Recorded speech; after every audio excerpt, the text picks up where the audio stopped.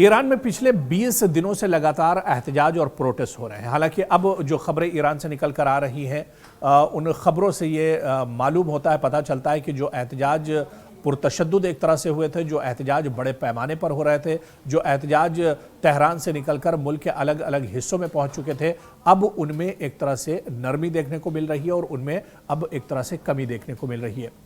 Iran में जो हिंदुस्तानी फंसे हुए थे और ख़ासतौर से इन हिंदुस्तानियों में एक बड़ी तादाद जम्मू कश्मीर के तलबा की थी और ये तलबा वहाँ पर एक तरह से इस जो कशीदा हालात थे इसके बीच में फंस कर रह गए थे। लेकिन पिछले दिनों जिस तरह से ईरान से पहला जो काफिला, जो पहला जत्था आया है, उसमें जम्मू कश्मीर के 35 तलबा भी वापस आए हैं और इन तलबा ने ईरान के जो मौजूदा हालात हैं, उनकी जो आंखों देखी जो सच्चाई है, उसे एक तरह से बयान किया है। इन तलबा ने बाज़ ने यह भी बताया कि जिस तरह से जो चीज़ें मीडिया और सोशल मीडिया पर ईरान को लेकर दिखाई जा रही हैं, ये दरअसल सही नहीं है, बल्कि सच्चाई ये है कि जहां पर बड़े पैमाने पर ईरान में आयतुल्लाह अली खामनेई के खिलाफ एहतजाज हो रहे हैं, वहीं पर एक बड़ी तादाद आज भी इस्लामी जमहूरिया के साथ है, ईरान की सरकार के साथ है और ईरान के supreme leader Ayatollah Ali Khamenei के हक़ में आज भी बड़ी तादाद में लोग मौजूद हैं और उनके हक़ में भी एहतजाज और प्रोटेस्ट पूरे ईरान में किए जा रहे हैं। इसके अलावा तलबा ने कहा कि सबसे ज़्यादा जो उन्हें परेशानी थी वो इस बात की थी कि कुछ वक्त के लिए एयर स्पेस ईरान ने बंद कर दिया था। ईरान में पूरे मुल्क में इंटरनेट खिदमात जो थी वो एक तरह से बंद कर दी गई थी, जिसकी वजह से उन्हें परेशानियों का सामना करना पड़ रहा था और उनके घर वाले भी एक तरह से तशवीश में थे। लेकिन अब वो बाहिफाजत अपने मुल्क यानी हिंदुस्तान वापस आ गए हैं। जम्मू कश्मीर अब वो पहुँच चुके हैं, अपने घर वालों के साथ में है।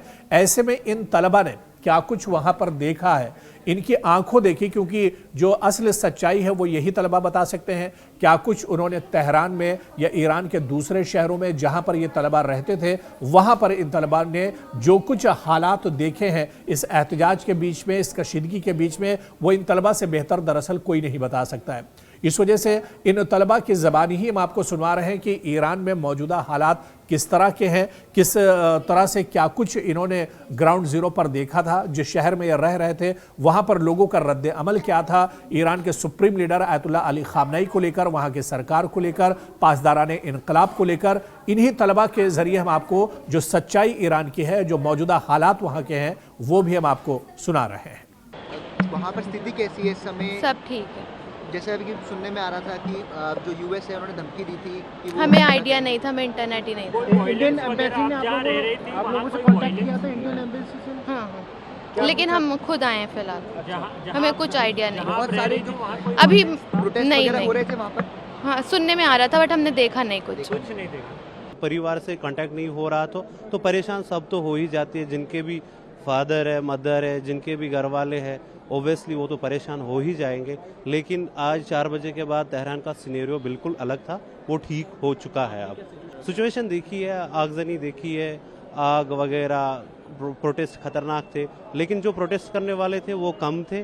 और जो अगर हम अपोजिट 2 पार्टियां हैं, रज़ा पहलवी की पार्टी है और इमाम खामनाई की पार्टी है, और प्रोटेस्टर्स कम थे एज़ कम्पेयर टू जितने इस्लामिक पॉलिटिक्स के साथ है वो ज़्यादा थे। जी वैसे तो हमारी इनसे इंटरनेट बंद हो गया था, कॉल नहीं हो पाई थी, एसएमएस पे हमारी बातचीत हो रही थी अपनी बेटी से।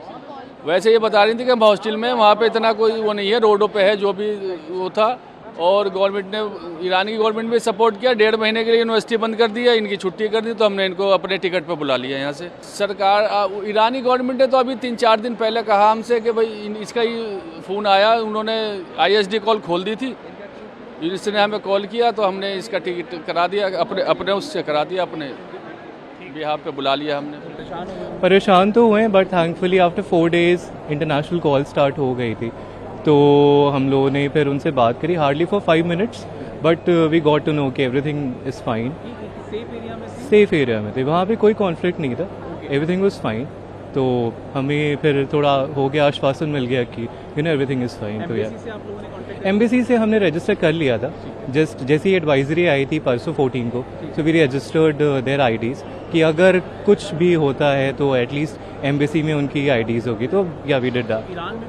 हाँ, मतलब हमने एम्बेसी से कर दिया था, तो वी वर वेरी होपफुल कि अगर कुछ गलत होगा तो definitely government of India will help. बढ़ता तो जा रहा है, बट जितना मुझे न्यूज़ आई है और वहाँ के लोगों ने बताया कि things are under control, situation control में, तो I think everything will be fine and ऐसी कोई घबराने की बात नहीं है. Just waiting for my moms हो गया. मम्मी गई हुई हैं, लाइक 1 वीक हो गया था, बात भी नहीं हुई थी हमारी. 3 दिन से तो बात नहीं हुई है हमारी, बट आ रहे हैं ये तो आज कंफर्म हो गया था कि फ़्लाइट पे हैं. हाँ ऑब्वियसली परेशान थे कि बात नहीं हो पा रही थी, लेकिन अब सब सही है इंशाल्लाह. आज वो लोग वापस आ रही हैं. मेरी आंटी आ रही हैं साथ में उनकी. हाँ बस.